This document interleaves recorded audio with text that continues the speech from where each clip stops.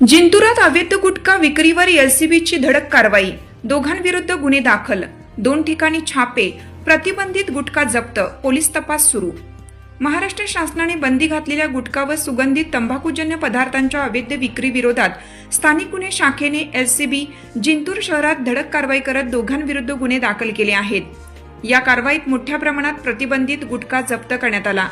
स्थानिक गुन्हे शाखेचे पोलीस हवालदार पांडुरंग तुपसुंदर यांच्या फिर्यादीवरून रामप्रसाद नगर बलसा रोड परिसरातील अमोल शिवानंद थिटे वय 26 याच्या विरुद्ध गुन्हा दाखल करण्यात आला।